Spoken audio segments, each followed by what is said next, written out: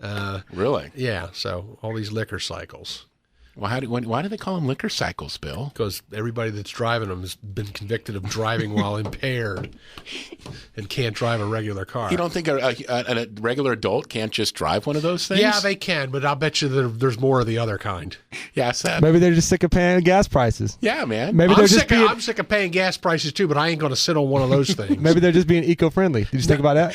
I think it wasn't eco-friendly. It was belching out more smoke than my car was. No one hops on one of those things to be eco-friendly. It's usually it's not by choice. It's usually Seth, I would venture to by guess default. It's 85% driving liquor cycles. Wow. Well, I'll tell you what. One guy we don't think drives a liquor cycle. We'll check. We'll find out though. John Gennarro joining us. boltsfromtheblue.com. Our Wise Guys 4 Wide NFL preview feature continues. Yeah, we stay out in the AFC West, and the Chargers with us. Hey, John, great to have you with the Wise Guys, my friend. Hey, it's great to be on. Hey, I have a theory. What if those guys driving the liquor cycles just really hate going fast? Like they have a fear of high speed. No, you know what they did? They knew I was behind them, so they said, "Let's piss off Bill." That's what they did. John, what's happening here is, once again, it's all about my co-host, Bill McClement. He thinks they're all out to get him. Yeah, they're on my road. when quite frankly, no one really cares. I know. Let's talk about the Bolts. Let's please. Let's start first with a guy that's no longer with the Chargers. That's Darren Sproles. On his way to be a New Orleans Saint. Good move by the Saints. I mean, if you're going to replace Reggie Bush, this guy's the one to do it with. Not a bad one to do it with. So now the question is, who replaces Darren Sproles in San Diego, John? His role has been diminishing for years now. Last year, they kind of figured out that he was still a pretty good kick returner, but they took him off punt returns because he got much, much worse at that than he had been in years in the past. And he's not really much of a running back. He's kind of just a third down receiver out of the backfield. So, I mean, you could see some of that go to Mike Tolbert, who's a bigger guy, but, has really good hands, can play the third down role. Ryan Matthews will take some of that away from him, too. And then Jordan Todman, who's the rookie out of UConn they drafted, is probably going to take on more of Sproles' old responsibility than anybody else. He'll be part of the return game, and you could see him, if his hands are good enough and his blocking's good enough, in on third down a lot.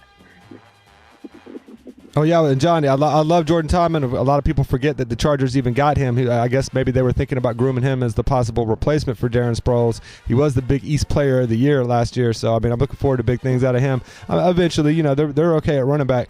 I'm looking at some of the moves they've made, getting on defense in particular, them getting Takeo Spikes. Yes, I know he's getting up there in age, but he had basically a vintage season last year, and a move that I just didn't even know they did. They went out and got Bob Sanders, formerly of the Colts, and then you match that up with them making Eric Weddle the second highest paid safety of all time. How do you think this defense is going to look next year?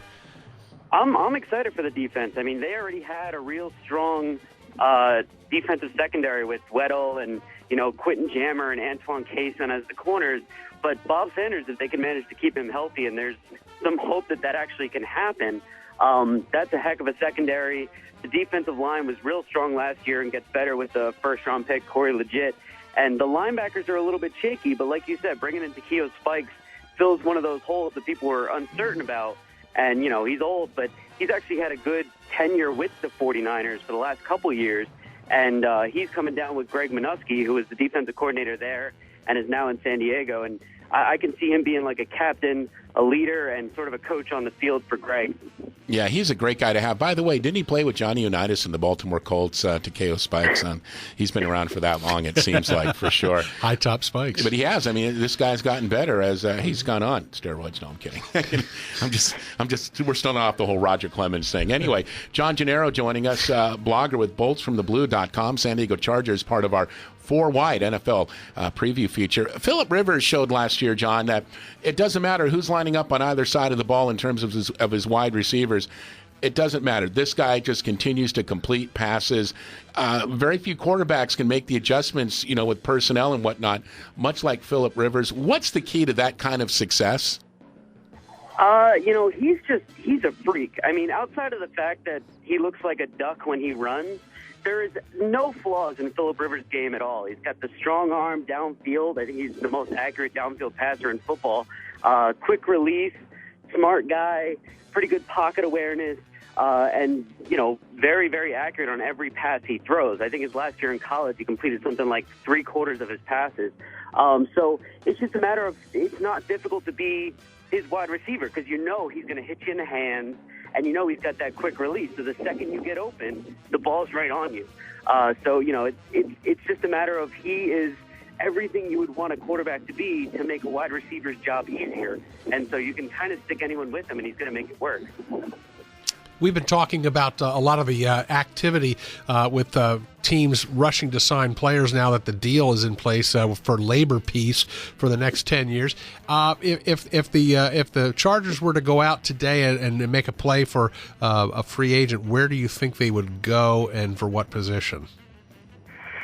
Right now, I would say, there's a few outside linebackers out there that I had my eye on. Matt Ross is one of them. Because, that spot on the opposite side of the defense from Sean Phillips has sort of been a weakness ever since Sean Merriman has struggled with injuries and all that.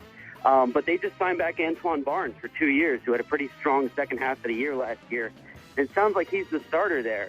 On inside linebacker right now, there's Takeo Spikes, and it looks like Kevin Burnett's not coming back. Stephen Cooper's definitely not coming back. Brandon Seiler doesn't look like he's coming back.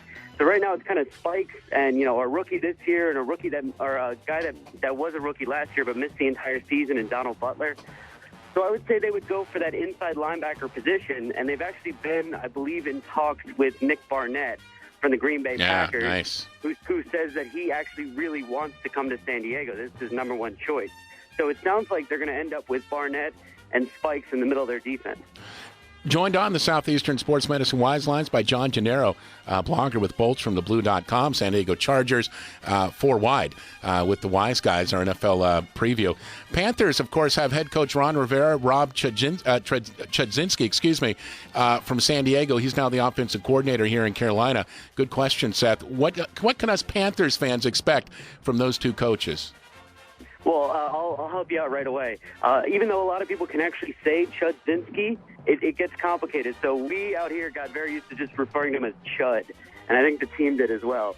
But Chudzinski is a very, very bright offensive coordinator. He was kind of the mastermind behind that Cleveland Browns team that randomly went to the playoffs with Derek Anderson a few years ago.